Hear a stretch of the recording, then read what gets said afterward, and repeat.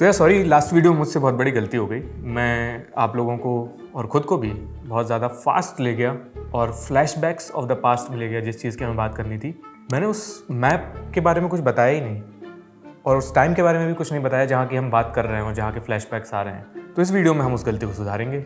होमो sapiens और Neanderthals वाली video की बात कर रहा हूँ। हम हमारे पूर्वज और हमारे पूर्वजों के साथ एक और जो रहते थे, जिनके जीन्स हम में भी हैं, वो माहौल क्या था, वो समय कैसा था, वो नक्शा कैसा था, तब दुनिया दिखती कैसी थी, इसकी हम थोड़ी थोड़ी झलक आज लेने की कोशिश करेंगे। ज़्यादातर ऊपर से और थोड़ा थोड़ा घुस के भी दाखिल होंगे। कुछ जो आज हमें एविडेंसेस मिलते हैं हम वो भी देखेंगे और तब कैसा दिखता रहा होगा ये इमेजिन करने की कोशिश करेंगे। वैसे यूजुअली ज़्यादातर वीडियोस आप पॉडकास्ट की तरह सुनते होंगे कुछ लोग, पर ये वीडियो आपके लिए देखना बहुत ज़रूरी है। आँखें इन्वॉल्व होनी बहुत ज़रूरी, क्योंकि ये एक विजुअल स्टोरी है, इसमें मैप्स हैं और ज़्यादातर मैं आपको उन्हीं के थ्रू गाइड करूँगा और कुछ की विजुअल्स हैं जिनके थ्रू हम ये पूरी कहानी को फील करने की कोशिश करेंगे। वाइब जैसे कहते हैं उसे लेने की कोशिश करेंगे। इस कहानी में बहुत सारे वाई हैं। क्यों? क्योंकि इस शो का नाम है वाईफाई, तो वो तो हो गई। पर ये कहानी शुरू होती है वेयर से। Where did they all go? वो सब लोग गए कहाँ? वो सब लोग मतलब जो ह्यूमंस की अलग अलग स्पीशीज़ थी, वो कहाँ गई? आपने कभी देखा है कुत्तों की इतनी सारी स्पीशीज़ हैं, बिल्लियों की भी कई स्पीशीज़ दिख जाती होंगी, कई जानवरों की, हर चीज़ की अलग अलग स्पीशीज़ दिख जाती, लेकिन आपने कभी ये सोचा कि सिर्फ ह्यूमंस की ही एक स्पीशी इकलौती क्यों है? तो बात यह है यार कि बहुत सारी स्पीशीज़ थी पहले। उनमें से एक चर्चित है निएंडरथल्स, जिनके सबसे ज़्यादा निशान हमें मिलते हैं अभी। और फिर वो कहाँ गई और क्यों गई? Y? Do you realize that the most racist scientific community ever were 19th century anthropologists? Turned him into a giant muscle-bound gorilla that preyed on people. That Europeans are between 1 and 3% Neanderthal genetically, and Africans are 0% Neanderthal. Most of you watching this have about 2% Neanderthal DNA. But for better or worse, a part of them still lives on within us. नमस्ते, मेरा नाम आयुष है और इस show का नाम है wifi. Wifi के इस एपिसोड में हम निएंडरथल्स की कहानी जानेंगे और उनके जरिए हमारी अपनी स्पीशीज यानी होमो सेपियंस की भी कहानी जानेंगे, आराम से।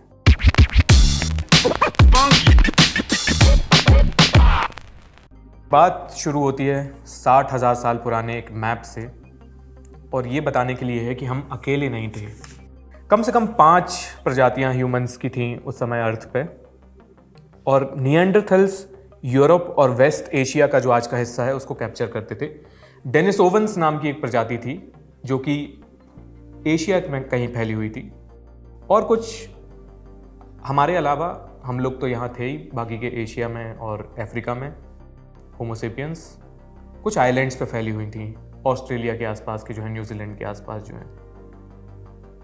तो जो being the only human on the planet है ना, कि हमारी अकेली स्पीशी हम है, ये बहुत नई बात है और ये नॉर्मल नहीं है, बहुत स्ट्रेंज बात है।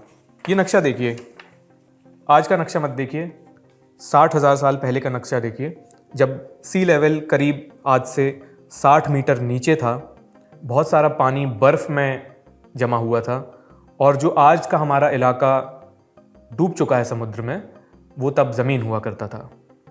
तो इसमें आप देखेंगे मैप में, तो जो ये एक अप्रॉक्सीमेट मैप है, जो आपको सैंड ऑन द मैप दिख रही है, ये तब ड्राई ग्राउंड था, अभी इसके नीचे समुद्र तल है, मतलब समुद्र में डूब गया है ये।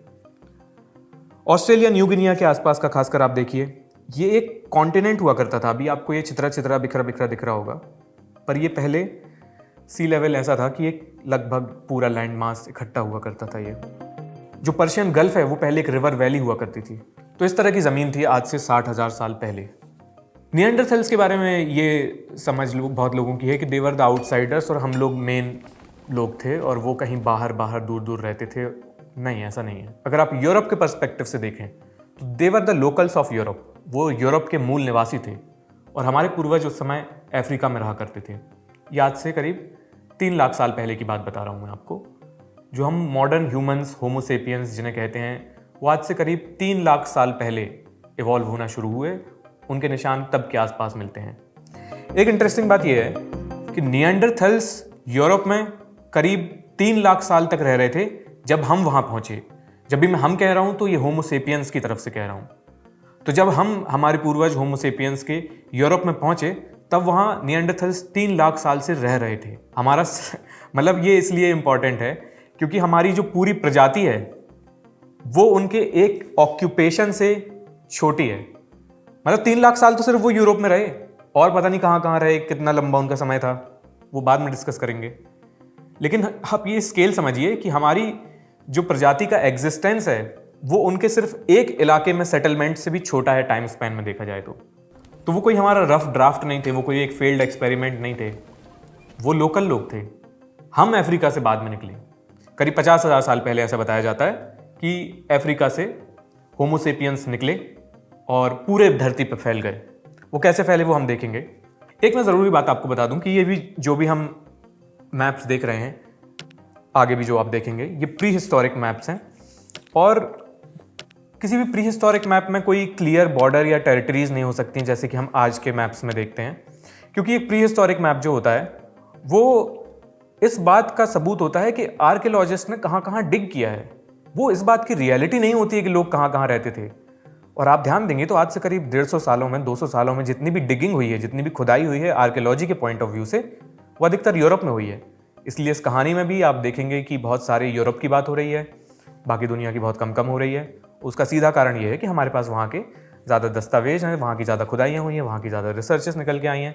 Same goes with middle east, जो लेवेंट का इलाका जिसे कहा जाता है ज्योग्राफिकली, वहाँ के भी बहुत ज़्यादा रिच एविडेंस हैं और वहाँ पे क्रेडल ऑफ सिविलाइजेशन भी उसको कहा जाता है।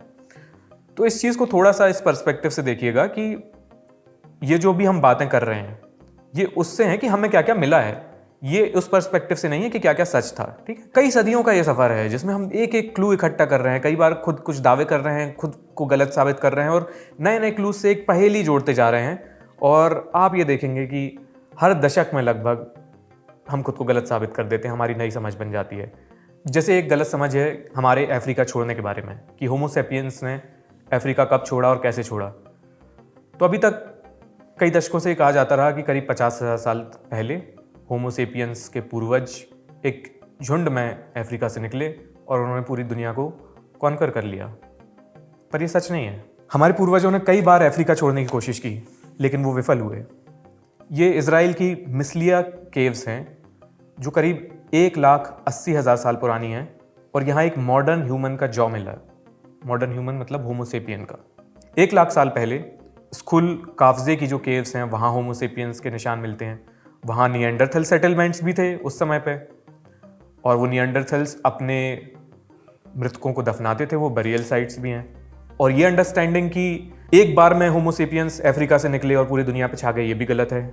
हमें कोशिशें दिखती हैं एविडेंस के माध्यम से, आर्कियोलॉजिकल साइट्स के माध्यम से कि 1,80,000 साल पहले और 1 लाख साल पहले भी कोशिशें हुई अफ्रीका से निकल के मिडिल ईस्ट तक पहुंच पाए हमारे सेटलमेंट्स होमो सेपियंस के। उसके आगे नहीं बढ़ पाए, क्यों नहीं बढ़ पाए ये हम अच्छे से नहीं जानते हैं अभी। हाँ, लेकिन हम ये जानते हैं कि जो पहला झुंड हमारे पूर्वजों का निकला होमो सेपियंस का, वो करीब 50,000 साल पहले निकला और वो ईस्ट की तरफ आया। इजराइल से देखेंगे, मिडिल ईस्ट से देखेंगे, लेवांट के इलाके से देखेंगे तो वहां से अफ्रीका से निकल के वहां से ईस्ट की तरफ गया, नॉर्थ की तरफ नहीं गया, यूरोप की तरफ नहीं गए। आप जो ज़्यादातर कहानियां और रिसर्च देखते हैं वो एक European western point of view से देखते हैं, पर यह बात और है कि यूरोप इस सिविलाइजेशन का और प्री हिस्ट्री में तो किसी भी तरीके से होमो सेपियंस का सेंटर नहीं था। ये बहुत रीसेंट घटना है और वहाँ की ज़्यादातर रिसर्चेस हैं, इसलिए वो अपने पॉइंट ऑफ व्यू से देखते हैं, हम आप भी उन्हीं के पॉइंट ऑफ व्यू से देखते हैं। पर होमो सेपियंस सबसे पहले जब अफ्रीका से निकले तो वो ईस्ट की तरफ आए और वो कोस्टल एरियाज से होते हुए आगे बढ़े, समुद्र के पास का जो इलाका है वैसे होते हुए। तो अरेबिया से निकल के इंडिया से होते हुए साउथ ईस्ट एशिया वो गए और फिर वो पानी पार करके ऑस्ट्रेलिया तक पहुँचे। ये पहली जर्नी थी होमो सेपियंस की करीब 50,000 साल पहले। और उस समय यूरोप पूरी तरीके से निएंडरथल्स का गढ़ हुआ करता था। फिर ये आपको बार बार सुनने को मिलता है कि 50,000 साल पहले कुछ ऐसा हुआ कि सेपियंस ही दुनिया पर छा गए और निएंडरथल्स और बाकी जो से सब खत्म होने लग गए। ऐसा क्या हुआ कि निएंडरथल्स खत्म हो गए और सेपियंस दुनिया पर छा गए? इसका एक जनरल जवाब ये दिया जाता है कि हम लोग स्मार्ट लोग हैं भाई। होमो सेपियंस है हम लोग, सेपिया नॉलेजेबल, सबसे होमो में जो होमो जीनस में जो सबसे नॉलेजेबल स्पीशी हुई वो होमो सेपियंस थी, और बाकी सब तो ऐसे ही हैं। निएंडरथल पता निएंडर की किसी गुफाओं में रहने वाले लोग, डेनिसोवा की किसी गुफाओं में रहने वाले लोग, लेकिन होमो सेपियंस स्मार्ट और बाकी सब ऐसे ही। पर ये भी पूरी तरह सही नहीं है। हम अपने पूर्वजों की स्मार्टनेस किस आधार पर आंकते हैं? कि उनने कुछ कुछ चीज़ें बनाई, कुछ टूल्स, इंटेलिजेंस के सुराग हमें मिलते हैं, उसके बेसिस पे हम उन्हें स्मार्ट कहते हैं। अब आप कुछ बातें देखिए निएंडरथल्स के बारे में। निएंडरथल्स फायर कंट्रोल कर सकते थे। वो ग्लू बनाते थे बर्च बार्क से, जिसे इंडिया में भोजपत्र का पेड़ कहा जाता है, जिसकी पत्तियों पर राइटिंग होती है, उससे ग्लू भी निकलती है। वैसे ही एक यूरोप के आसपास भी मेडिटेरेनियन में उसकी एक अलग स्पीशी होती है उसी पेड़ की, बर्च ट्री जिसे कहते हैं। तो उस बर्च बार्क को जब कम ऑक्सीजन में नैरो टेम्परेचर विंडो में जलाया जाता है तो टार निकलता है और उसको ग्लू की तरह इस्तेमाल किया जाता है। ये रैंडमली नहीं होती चीज़, ये करनी होती है। जो ग्लू निकलती थी उसको किसके लिए इस्तेमाल करते थे? वो अपनी लकड़ियों पर स्टोन टूल्स को फिक्स करने के लिए इस्तेमाल करते थे। ये निशान है, ये डेनिसोवा की गुफा है, निएंडरथल्स की गुफाएं आप देख चुके हैं कई सारी उनकी साइट्स। ये जो टूल्स हैं ये उनकी गुफाओं से मिले हैं हमें, ये पत्थर के स्टोन टूल्स हैं। और ये जो ग्लू बनाते थे वो टूल्स मतलब भाले की तरह इस्तेमाल कर लेते थे। पत्थर के टूल लकड़ी के आगे लगा देंगे, अलग अलग शेप के, अलग अलग यूज़ के हिसाब से। वो पिगमेंट्स यूज़ करते थे कलर करने के लिए चीज़ों को ना। तो ये चीज़ें ऐसे ही नहीं होती हैं, ये इन्हीं चीज़ों के कारण हम खुद को स्मार्ट या सेपियन बोलते हैं, पर ये चीज़ें तो उनमें भी थी। अब आप कहेंगे कि भाई चलो ठीक है, ये सब तो प्रिमिटिव इंटेलिजेंस के निशान हैं और कुछ वो भी थोड़े बहुत स्मार्ट हो गए, लेकिन हमें होमो सेपियंस को जो खास बात बनाती है वो ये है कि हम लोग सोशल हैं बहुत ज़्यादा, और हम लोग सिर्फ अपना नहीं देखते, अपने ग्रुप का भी देखते हैं, दूसरों का भी देखते हैं। We care for our people, हम में एम्पैथी है। अब निएंडरथल्स का देखिए, इराक में शानीदार केव है। इन चीज़ों के मैं एक थोड़ा सा ब्रेक लेके एक बता देता हूँ। प्रोनाउंसिएशन सारे यूरोपियन हैं, मिडिल ईस्ट के हैं, अरेबिक हैं, कुछ अलग अलग जगहों के होंगे।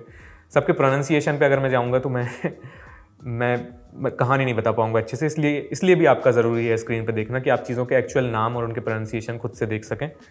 तो शानीदार केव्स हैं इराक में। वहाँ पे एक आदमी बिना आर्म के, बिना आँख के और कई चोटों के साथ उसकी हड्डियों के निशान थे। वो मरा नहीं, वैज्ञानिक ऐसा बताते हैं वो कई साल तक जिया। किसी ने उसे खाना खिलाया होगा, किसी ने उसे ढोया होगा। ये कोई सर्वाइवल बिहेवियर नहीं है, ये केयरिंग है। एक्चुअल जब कोई किसी की केयर करता है ना, कोई किसी अपने अलावा किसी और का ख्याल रखता है, तब ये चीज़ पॉसिबल हो पाती है। तो ये हमें निएंडरथल्स में देखने को मिली, इराक में जो गुफाएं हैं उसके एग्जाम्पल से। तो आप कहेंगे चलो ठीक है, लाइफ में तो कर लेते हैं, ठीक है, सोशल बिहेवियर आ गया वो हम लोग, लेकिन हम लोग इतनी ज़्यादा केयर करते हैं अपने एंसेस्टर्स की, अपनों की, कि हम मौत के बाद भी उनका ख्याल करते हैं, ग्रीव करते हैं उनका। ये नहीं कि लाश पड़ी और कहीं छोड़ के चले गए, नहीं, वी आर नोबल पीपल, हम लोग मौत के बाद भी एक ध्यान रखते हैं। तो बरियल साइट्स मिली हैं, दफनाने की जगह, जहाँ निएंडरथल्स कुछ लोगों को बरी करते थे, दफनाते थे। ऐसे सिकड़े हुए लोग मिले हैं जो दफन हैं।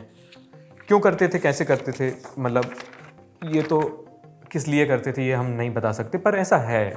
तो जिन जिन चीज़ों पे भी हम अपनी लिए पॉइंट्स स्कोर कर ले रहे हैं ना कि हम ऐसे थे, हमारे पूर्वज ऐसे थे, वैसे थे, ये सब चीज़ें तो उनमें भी मिल रही हैं। आप कहेंगे यार ये तो बेसिक चीज़ें हैं, मतलब ठीक है, हो गई होंगी, किसी स्पीशी में आ गई होंगी। लेकिन एक बहुत इंपॉर्टेंट फाइंडिंग मैं आपको बताना चाहता हूँ, जिससे थोड़ा सा और डेप्थ आपको मिलेगी निएंडरथल्स के एग्जिस्टेंस के बारे में। ये ब्रूनिक्वेल केव्स हैं फ्रांस की, जहाँ पे एक निएंडरथल सेटलमेंट के निशान हमें मिलते हैं, और ये असली फोटोग्राफ है, ठीक है। इस गुफा के 336 मीटर अंदर पूरे अंधेरे में करीब 400 स्टेलेग्माइट्स के अलग अलग टूटे हुए टुकड़े मिले। करीब ऐसे लंबाई में रखा जाए तो 112 मीटर का पत्थर मिलेगा, और वज़न अगर आप नापने जाएं तो 2.2 टन्स का स्टोन मिलेगा। ये जो स्टोन है ये उस गुफा का नहीं था, ये बाहर से कहीं से लाया गया था। सोचो 336 मीटर अंदर एक गुफा के, वहाँ अंधेरा है, आग जला रखी है लोगों ने, इतना पत्थर दूसरे रॉक का इकट्ठा कर रखा है वो लोग कर क्या रहे थे? मतलब कोई खाने पीने के लिए, सोने के लिए तो इतना पत्थर नहीं लाएगा ना, शिकार करने के लिए भी नहीं लाएगा इतना सारा पत्थर गुफा के अंदर। तो इसकी कुछ मीनिंग है, it must mean something. And what does it mean, ये हमें नहीं पता। ये ऑनेस्टली हम इतना एक्सेप्ट तो कर ही सकते हैं कि हमें नहीं पता। पर सोचिए कि ऐसा था, निएंडरथल के भी सेटलमेंट्स थे, वो इस तरीके से रहते थे जैसे हमारे पूर्वज रहते थे, वैसे ही वो रहते थे। और एक और इंटरेस्टिंग बात यह है, जो एक कॉमन अंडरस्टैंडिंग है, कि एक वेव में गए सेपियंस और एक साथ वो किसी वेव में ख़त्म हो गए। जैसे कि हम युद्ध वगैरह, जो हम हिस्ट्री जो हमारी पढ़ते हैं, उसमें इस तरीके की चीज़ें होती हैं ना, इन्वेजन्स होते हैं, माइग्रेशंस होते हैं, एक वेव आती है, वहाँ का सेटलमेंट डिस्टर्ब होता है, दूसरे लोग आ जाते हैं। सेपियंस और निएंडरथल्स के बीच ऐसा नहीं हुआ। कई जगह आप इस नक्शे में देखेंगे, कई जगह ऐसे निशान मिलते हैं जहाँ निएंडरथल्स, छोटे छोटे इलाकों में निएंडरथल्स और सेपियंस के ग्रुप्स साथ में रहते थे। ये देखिए, ये जो इलाका है आइबेरियन मेडिटेरेनियन कोस्ट का, ये 4100 साल तक साथ रहा गया। ये जो लोअर डेन्यूब का इलाका है, ये शेयर किया गया 4800 सालों तक। ये फिर आप फेमस एरियाज देखिए ब्रिटेन के, जहाँ से निएंडरथल्स गायब होने लगे। ये लाल निशान इसी चीज़ का है। करीब 43,000 साल पहले ब्रिटेन का इलाका निएंडरथल्स ने खाली कर दिया, मतलब वो गायब हो गए वहाँ से। इनलैंड आइबेरिया जो था, इनलैंड आइबेरिया, 42,000 साल पहले वहाँ से निएंडरथल्स गायब होने लगते हैं। बाल्कन मेडिटेरेनियन का जो लाल पैच है, यहाँ से करीब 44,000 साल, 45,000 साल पहले निएंडरथल्स गायब होने लगते हैं। तो वो गायब तो हो रहे थे, हम ये देख ही रहे हैं कि 40,000 साल से 50,000 साल की जो एक मोटी टाइम विंडो है, उसमें निएंडरथल्स गायब होने लगते हैं धीरे धीरे, और सेपियन सेटलमेंट्स हमें यूरोप में और बाकी जगहों पे साथ में जहाँ वो रह रहे थे हमें वो देखने को मिलते हैं। तो कोएग्जिस्टेंस वाली भी एक बात है कि कैसे साथ में रह रहे थे, ये भी दिमाग की बत्ती जलती है थोड़ी सी। ओवरऑल बात यह है कि it was not a wave. एक वेव इकलौता वो नहीं हुआ, एक सीधी माइग्रेशन या इन्वेजन सेपियंस का जिसने निएंडरथल्स को समाप्त कर दिया, या एक बार में नहीं हुआ। पहली बात तो अफ्रीका से कई वेव्स में निकले, कई बार निकलने की कोशिश की सेपियंस ने। दूसरी बात, जब वो निकले भी और निएंडरथल्स के साथ रहे, तो वो कुछ इलाकों में साथ साथ रहे, और ये हज़ारों साल का टाइम पीरियड है, कई सौ पीढ़ियाँ बीत जाती हैं हज़ारों साल में। तो एक दूसरे को जानते होंगे वो पूर्वज कि ये उनका इलाका है, ये हमारा इलाका है। दोस्त थे, दुश्मन थे, ये अभी मैं नहीं कह सकता। पर आप ये सोचिए ना कि वो इस तरीके से रहते थे और इस तरीके से चेंज हुआ है, जो हम एक लीनियर अंडरस्टैंडिंग समझ लेते हैं। पेड़ की तरह नेचर में शाखाएं हैं ना, ब्रांचेस निकलती हैं किसी पेड़ से, कुछ आती हैं, कुछ समाप्त हो जाती हैं। वैसा लगभग एवोल्यूशन का भी ट्री है, वैसे ही हम भी उसी ट्री का हिस्सा हैं एक तरीके से। पर खैर, कुछ स्पीशीज़ फिर समाप्त हो जाते हैं, जैसे कि निएंडरथल्स समाप्त हो गए। वो क्यों समाप्त हुए, वो क्यों ख़त्म हो गए, ये एक अलग वीडियो का टॉपिक है, पर इसको हम लोग अगले एपिसोड में देखेंगे वाईफाई के। ये वीडियो आपको कैसी लगी, इसके बारे में हमें कमेंट करके बताइएगा। इसमें हमें थोड़ी आराम से बात करनी थी यार, ताकि हम कुछ चीज़ों को समझ सकें, खुद को ही सवाल कर सकें। मैंने खुद बहुत कुछ सीखा है इस वीडियो में, इस वीडियो की रिसर्च में, और बहुत सारी चीज़ें जानी। उम्मीद है आपने भी जानी होंगी। आपके और क्या सवाल उठ रहे हैं मन में, आप हमें ये बताइएगा। ये वीडियो पिछले वीडियो में कुछ सवाल उठे थे, उसका नतीजा है। तो thank you so much for that. आपने वो सवाल पूछे, मैंने भी खुद से रिगरसली वो सवाल पूछे, और बेहतर मेरी समझ बनी। आप और सवाल पूछिए, हम और बनाते जाएंगे। ये वीडियो देखने के लिए आपका बहुत बहुत शुक्रिया।